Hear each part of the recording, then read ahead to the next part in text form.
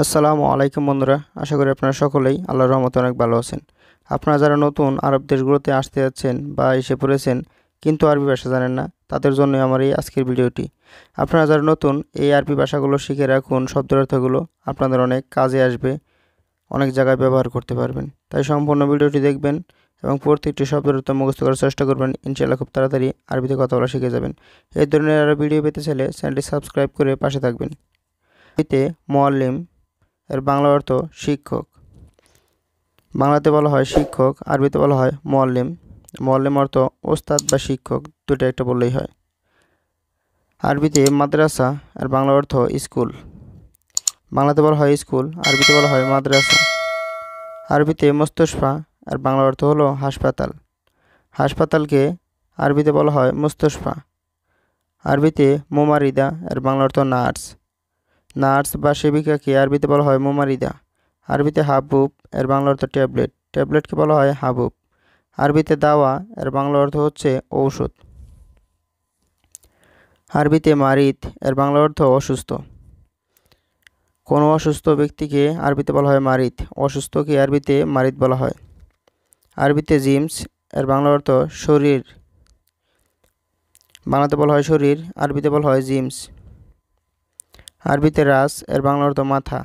মাথাকে আরবিতে রাস বলা হয়। আরবিতে ইয়াত এর বাংলা অর্থ হাত। বাংলাতে বলা হয় হাত, আরবিতে বলা হয় ইয়াত। আরবিতে রিজেল এর বাংলা অর্থ পা। পাকে আরবিতে বলা হয় রিজেল। আরবিতে আলাম এর বাংলা অর্থ হচ্ছে ব্যথা। আরবিতে বতন এর বাংলা অর্থ পেট। বাংলাতে বলা হয় পেট, আরবিতে বলা হয় বতন।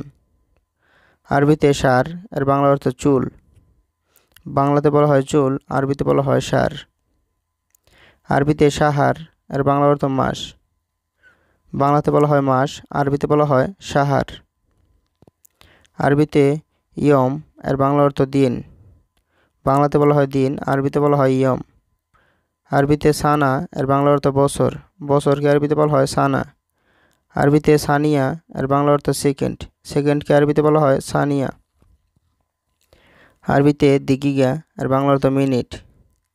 বাংলাতে বলা হয় মিনিট, আরবিতে বলা হয় দিগিগা।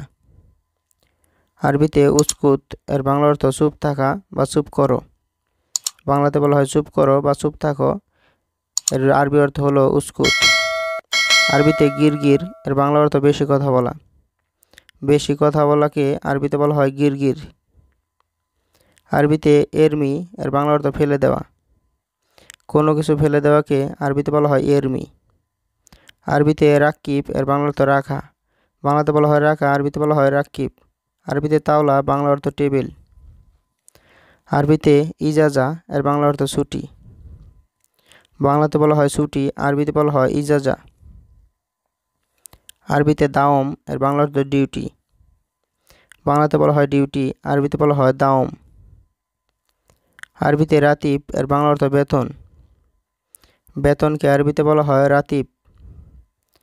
আরবিতে মুসাহাদা এর বাংলা অর্থ সাহায্য করা। বাংলাতে বলা হয় সাহায্য করা, আরবিতে বলা হয় মুসাহাদা। আরবিতে আকিদ এর বাংলা অর্থ নিশ্চিত। নিশ্চিতকে বলা হয় আকিদ। আরবিতে আমান এর বাংলা অর্থ বিশ্বাস। সম্পূর্ণ ভিডিওটি দেখার জন্য অসংখ্য ধন্যবাদ। নতুন নতুন ভিডিও পেতে চ্যানেলটি সাবস্ক্রাইব করে পাশেই থাকবেন। ভালো থাকবেন, সুস্থ থাকবেন। আল্লাহ হাফেজ। আসসালামু আলাইকুম।